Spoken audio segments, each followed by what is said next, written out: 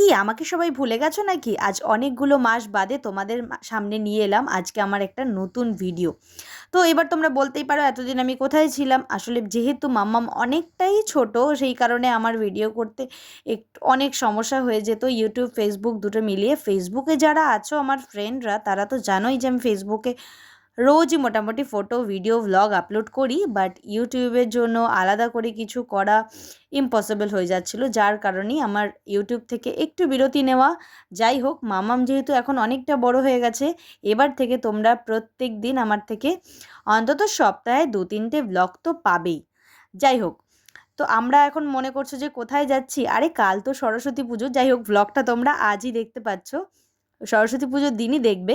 But কাল বৃহস্পতিবার আমরা গিয়েছিলাম সরস্বতী পুজোর জন্য কিছু কেনাকাটা করতে, মানে ঠাকুর কিনবো, দশকর্মা কিনবো, এগুলো তো কিনতে হবে না কি বলো? তো যাই হোক, আগে ইন্ট্রোডাকশান দিয়ে নিই। তো হ্যালো এভরিওয়ান, আমি তোমাদের পূজা। আমার অনেক মাস বাদে একটি নতুন ভিডিওতে তোমাদের সবাইকে অনেক ওয়েলকাম।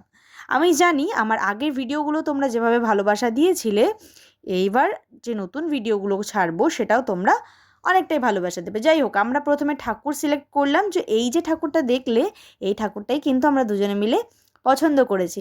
তো কাকুকে বললাম, কাকু তুমি ঠাকুরটা প্যাক করে রেখে দাও, আমরা দশকর্মাটা কিনে নিয়ে আসি, তারপর ঠাকুর নিয়ে বেরোবো, নয়তো ঠাকুর নিয়ে হাঁটতে তো অসুবিধা হবে, তাই না?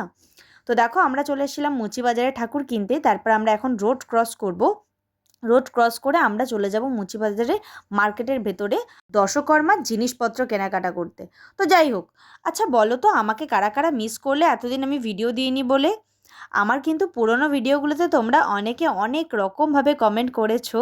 যাই হোক, তার জন্য সকলের কাছে ক্ষমা চেয়ে নিচ্ছি আমি। তো দেখো, আমরা কিন্তু দশকর্মার দোকানে চলে এসেছি।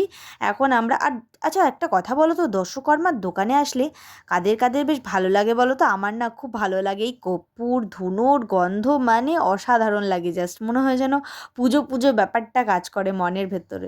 তো সেখান থেকে দশকর্মা নিয়ে দেখো কত রকম এই দোকানটাতে নাড়ু, লাড্ডু, মোয়া, কি সুন্দর, দেখলেই খেতে ইচ্ছে করে, তাই না? সেই যাই হোক, তারপর দেখো আমরা চলে এসেছিলাম কলাপাতা কিনতে। সেখান থেকে কলাপাতা নিয়ে আমরা কিন্তু আবার ওপারে যাব রোড ক্রস করে, কারণ আমরা যে ঠাকুরটা রেখে এসেছিলাম সেই ঠাকুরকে তো আমাদের নিতে হবে, নাহলে পুজোটাই বা হবে কোথার থেকে।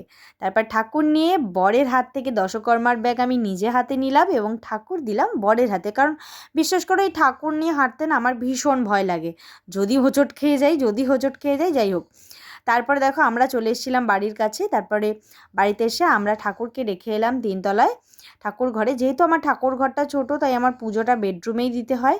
তো দেখো, বাড়ি এসে ডেকোরেশন করে রেখেছি, কাল পুজো হবে। আজকের মতো টাটা।